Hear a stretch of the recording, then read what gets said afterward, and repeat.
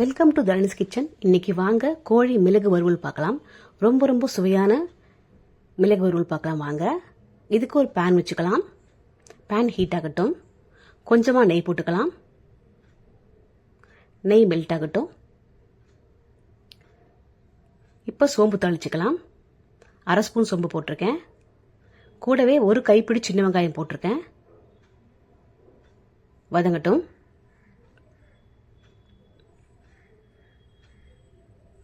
நல்லா வதக்கி விடுங்க.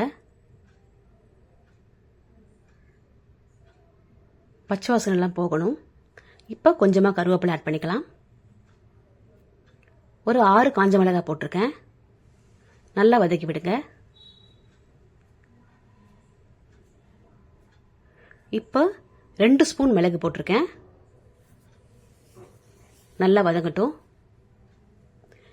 இப்போ ஆற வச்சு அதை அரைச்சிக்கலாம். அது அப்படியே இருக்கட்டும். இப்போ ஒரு கடாயில் எண்ணெய் ஊற்றிக்கலாம். சோம்பு போட்டுக்கலாம். கொஞ்சமாக கருவேப்பிலை,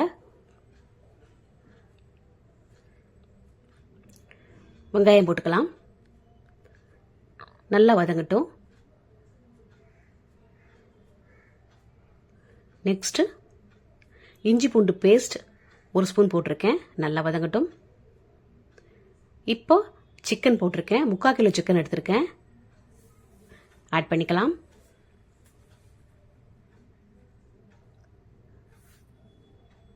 நல்லா மிக்ஸ் பண்ணி விடுங்க. நல்லா மிக்ஸ் ஆகட்டும். இப்போ கொஞ்சம் கல்லுப்பு போட்டுக்கலாம். நல்லா மிக்ஸ் பண்ணி விட்டுட்டு இப்போ ஒரு லிட்டு போட்டு க்ளோஸ் பண்ணலாம்.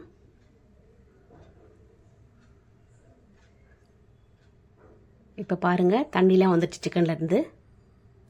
இந்த ஸ்டேஜில் நம்ம அரைச்ச விழுது ஆட் பண்ணிக்கலாம். நல்லா மிக்ஸ் பண்ணி விடுங்க. நல்லா மிக்ஸ் ஆகட்டும். இப்போ மூடி போட்டு 10 நிமிஷம் வேகட்டும். பாருங்க, ஒரு அட்டகாசமான கோழி மிளகு ரெடி ஆயிடுச்சு. கடைசியாக கொத்தமல்லி போட்டுக்கலாம்.